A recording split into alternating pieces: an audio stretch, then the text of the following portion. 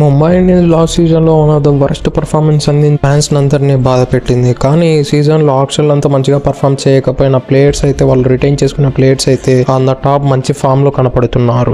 రీసెంట్గా తిలక్ వర్మ అయితే ఒక సెంచరీ, సయ్యద్ ముస్తఫిజుర్ రహమాన్ ట్రోఫీలో, అలానే రోహిత్ శర్మ కూడా చాలా మంచి కనపడుతున్నాడు. ఈవెన్ హార్దిక్ పాండ్యా అయితే ఒక రేంజ్ పర్ఫార్మెన్స్ అందిస్తున్నాడు సయ్యద్ ముస్తఫిజుర్ ట్రోఫీలో. వీళ్ళ బ్యాటర్స్ విషయానికి వస్తే రోహిత్ శర్మ, సూర్యకుమార్ యాదవ్, జాన్సన్, జాకోబ్, రాజ్బావ్. కీపర్లు అయితే రోబిన్ బిన్ మిజ్జీ, ఇతడైతే డెఫినెట్లీ ఆడే అవకాశాలు బాల్ 1 నుంచి ఉంది. ఎందుకంటే ఇతడు జార్ఖండ్లో సెకండ్ పోలార్డ్గా పిలుస్తూ ఉంటారంట. అతన్ని పవర్ఫుల్ హిట్టర్ అంట అతడు. ఇతనికి బ్యాకప్గా అయితే రికింటన్ ఉన్నాడు, సౌత్ ఆఫ్రికాకి చెందిన. ఇతను కూడా చాలా మంచి ప్లేయర్గా నిరూపించుకున్నాడు. అతడు ఓపెనింగ్ వచ్చి సౌత్ ఆఫ్రికాకి చాలా అద్భుతంగా ఆరంభాలు ఇస్తున్నాడు. లైక్ వింటండి దాకా అయితే ఒక ఇమ్మెన్స్లీ ఆల్రౌండర్ ప్యాకేజ్ ఉంది వీళ్ళ దగ్గర. అయితే ఒక అద్భుతమైన ఆల్రౌండర్స్ ఉన్నారు.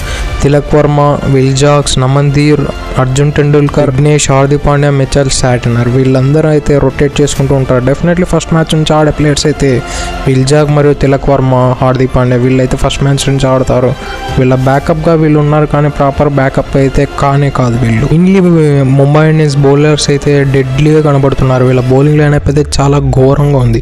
కరణ్ శర్మ, ట్రెంట్ బోల్ట్, దీపక్ చాహర్, అల్ గజరఫ్, ఇతడైతే ఆఫ్ఘనిస్తాన్కు చెందిన ఒక మిస్టరీ స్పిన్నర్. మిస్టరీ స్పిన్నర్స్ ఎప్పుడైనా T20 క్రికెట్లో చాలా ముఖ్య పాత్ర పోషిస్తూ ఉంటారు. వాళ్ళ మిస్టరీ స్పిన్నర్ ఇతడికైతే కేవలం 18 ఏళ్ళు మాత్రమే ఉన్నాయి. ఇతన్ని కూడా రైట్ వేలో గ్రూమ్ చేసుకున్నట్లయితే ముంబైకి ఒక సూపర్ స్టార్ దొరికినట్లే. అశ్విన్ కుమార్, రీస్లాప్లీ, తెలుగోడు వెంకట సత్యనారాయణ, ఇతను కూడా బౌలింగ్ అయితే చాలా బాగా చేస్తున్నాడు. ఇతని రీసెంట్గా కొన్ని గ్లిమ్స్ చూసే బౌలింగ్ అయితే చాలా అద్భుతంగా ఉంది. ఎలా ఉందంటే లైక్ వీళ్ళకు లాస్ట్ సీజన్లో మాధ్వల్ అని ఒక ప్లేయర్ ఉండేవాడు. Same similar kind of bowling action, pace కూడా 135+ ఈజీగా క్లిక్ చేస్తున్నాడు. ఇతడైతే చాలా మంచి ఆప్షన్ అని చెప్పుకోవచ్చు. బహుశా ఇతడికి ఛాన్సెస్ దొరకపోవచ్చు throughout the season. Lizaad Williams, ఇతడైతే సౌత్ ఆఫ్రికా చెందిన ఈ ప్లేయర్ కూడా పేస్ ఎక్స్ట్రీమ్లీ జనరేట్ చేయగలడు. కానీ ఇతడు ఆ పేస్ వల్ల లైన్ అటు ఇటు జరుగుతుంది. కానీ ఇతడు కూడా ఒక అద్భుతమైన ప్లేయర్ అని చెప్పుకోవచ్చు. ఆ తర్వాత జస్ప్రీత్ బుమ్రా, ఇతని గురించి నేను ప్రత్యేకంగా ఇంట్రడక్షన్లు ఏమీ చెప్పనక్కర్లేదు.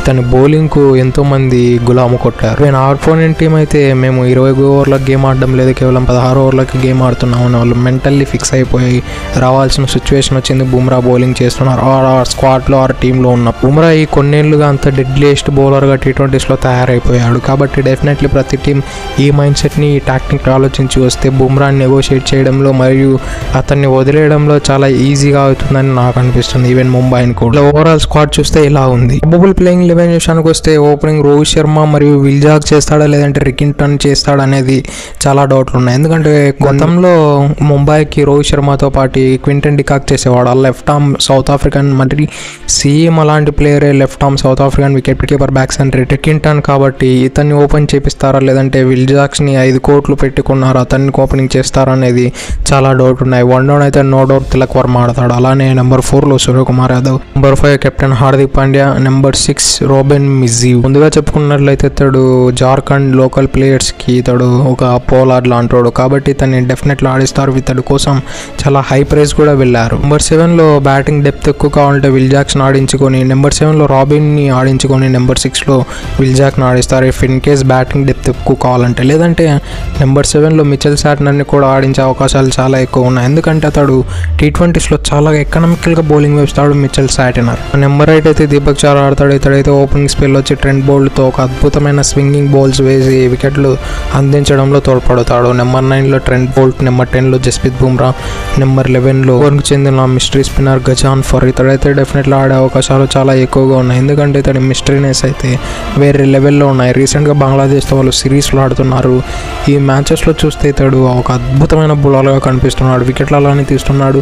ఎకానమీ కూడా డీసెంట్గా మెయింటైన్ చేస్తున్నాడు. కాబట్టి ఇతన్ని బాల్ 1 ఆర్ మ్యాచ్ 1 నుంచి ఆడించడం చాలా ముఖ్యమైన విషయం. బ్యాక్ ప్లేయర్ విషయానికి వస్తే నమన్దీర్ ఆర్ కరణ్ శర్మను ఉపయోగించే అవకాశాలు చాలా ఎక్కువ ఉన్నాయి. నమన్దీర్ని ఫస్ట్ మ్యాచ్ నుంచి ఆడించిన ఆశ్చర్యపోవడం అవసరం లేదు. నెంబర్ 7 పొజిషన్లో మిచెల్ సాటనర్, విల్ జాక్స్ వీళ్ళందరినీ తీసిపడేసి తన్ని నెంబర్ 5లో ఆర్ నెంబర్ 6లో ఆడించి రాబిన్సన్ ఆర్ హార్దిక్ పాండ్యాని కిందికి పంపించి తన్ని పైన ఆడించే అవకాశాలు కూడా చాలా ఎక్కువ ఉన్నాయి. ఎప్పుడైతే ముంబై ఇండియన్స్ ఎక్కువ వికెట్లు కోల్పోతారు నమన్దీర్ లాంటి స్టడీ ప్లేయర్ కావాల్సి వస్తుంది. కాబట్టి తన్ని డెఫినెట్లీ ఆడించే అవకాశాలు కూడా చాలా ఎక్కువగానే ఉన్నాయి. ముంబై ఇండియన్స్ ఓవరాల్ ప్లేయింగ్ 11 చూస్తే ఇలా ఉంది. SIT for today. ఇలాంటి మరెన్నో వీడియోల కోసం మా ఛానల్ సబ్స్క్రైబ్ చేసి నెక్స్ట్ ఏ టీమ్ అనాలిసిస్ కావాలన్నా కింద కమెంట్లో తెలియజేయండి. Have a nice day. Thank you for watching.